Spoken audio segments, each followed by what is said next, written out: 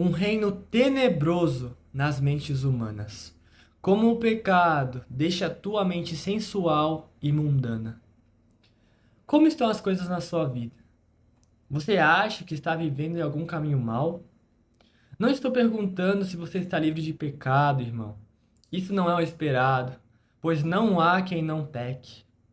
Mas há algum tipo de pecado incorporado ao seu estilo de vida e prática? Sem dúvidas, alguns estão limpos nessa questão, alguns irrepreensíveis no seu caminho, que andam na lei do Senhor, que guardam as suas prescrições e o buscam de todo o coração, não praticam a iniquidade e andam nos seus caminhos. Mas agora, permita que a sua consciência responda sobre como você vê sua própria vida. Você pratica algum pecado pela força do hábito? Você se deu permissão para isso? Se esse for o caso, considere o seguinte: se você tem procurado a segurança da salvação e ainda não a encontrou, a razão disso pode ser algum tipo de pecado na sua vida. Talvez tenha se perguntado qual é o problema que o deixa tão preocupado em relação à tua salvação, quando diligentemente você já tenha buscado e ainda não teve retorno. Muitas vezes já implorou a Deus e ele ainda não atentou para você. Outros recebem conforto, mas você permanece em trevas. Mas isso não se deve surpreender se você se agarrou a algum tipo de pecado por muito tempo. Não é isso uma razão suficiente para que todas as suas orações e todas as suas pretensões deixem de ser atendidas? Se você tem tentado reter seu pecado enquanto busca o Salvador, você não está buscando a certeza e confirmação da salvação de maneira correta.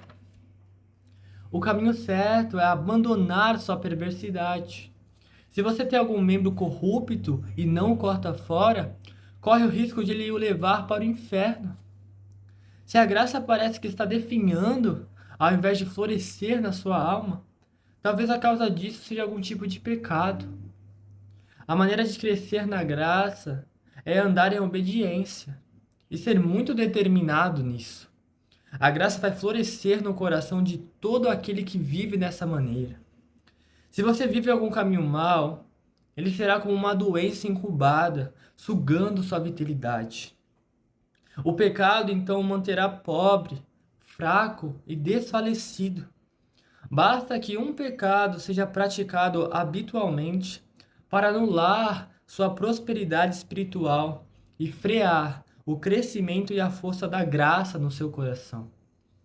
Ele entristecerá o Espírito Santo. Ele impedirá a boa influência da palavra de Deus. O tempo que ele permanecer será como uma úlcera que o mantém fraco e deficiente. Embora você se alimente da melhor e mais proveitosa comida espiritual que é a palavra de Deus. Se você caiu em um grande pecado, talvez algum tipo de pecado na sua vida tenha sido a raiz fundamental do seu grande fracasso. Uma pessoa que não evita o pecado e não é meticulosamente obediente, não pode ser guardada dos grandes pecados. O pecado em que vive sempre será uma abertura, uma porta aberta, pelo qual Satanás encontrará a entrada. É como uma brecha na fortaleza, por onde o inimigo pode entrar e encontrar o seu caminho. Se você caiu num pecado terrível, talvez seja essa a razão. Ou se você permite algum tipo de pecado como um escape para a sua corrupção, ele será como uma brecha numa represa que, se abandonada, se abrirá sempre até que não seja mais possível contê-la. Se você vive em trevas espirituais, sem sentir a presença de Deus, a razão disso pode ser algum tipo de pecado. Se você lamenta não ter um pouco da doce comunhão com o Senhor, se sente que Deus o desertou, se Deus parece ter lhe escondido sua face e raramente lhe mostra evidências da sua glória e da sua graça, ou parece que você foi deixado vagueando no deserto sozinho, essa pode ser a razão. Talvez você clame a Deus frequentemente. Talvez você passe noites em claro e dias tristes. Se você está vivendo dessa maneira, é muito provável que essa seja a causa. a raiz dos seus desenganos, o causador de problemas que ofende a Deus e traz tantas nuvens trevosas sobre a sua alma. Se você está entristecendo o Espírito Santo, é por isso que você não recebe o seu conforto. Cristo prometeu que se revelaria aos seus discípulos, mas com uma condição de que eles guardassem os seus mandamentos. Aquele que tem os meus mandamentos e os guarda, esse é o que me ama. E aquele que me amar será amado pelo meu Pai, e eu também o amarei e me manifestarei a ele.